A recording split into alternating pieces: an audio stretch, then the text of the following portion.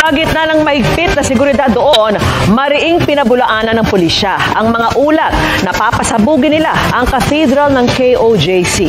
At mula po sa Davao City, nakatutok live, aminado ang Department of Labor and Employment na nananatiling hamon sa mga Pilipino ang underemployment. Isa yan sa mga layong tugunan ng binubuong Job Placement Office kung saan mahahanapan ng trabaho ang mga nagsipagtapos ng naaayon sa kanilang kakayahan. Nakatutok si JP Sorian. Pinaimbestigahan sa kamera ng isang mambabatas ang prangkisa ng TV station na Sunshine Media Network International o SMNI na itinatag ni Pastor Apollo Kibuloy.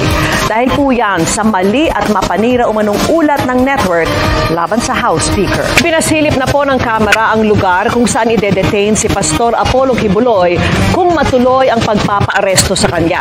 May hanggang Biyernes naman siya para sumipot sa Senado bagamat umaapela ng due process si Senador Robin Padilla. At nakatutok sina Mav Gonzalez, babala ang pulisya laban sa hijack profile scam kung saan ginagamit daw ng mga kawatan ang nahack nilang social media account para makatangay ng pera. May kuntsabahan umano sa NFA para palabasing hindi na maganda ang kalidad ng imbak na bigas para maibenta. Yan po ang isinuwalat ng isang senador sa kanyang privilege speech.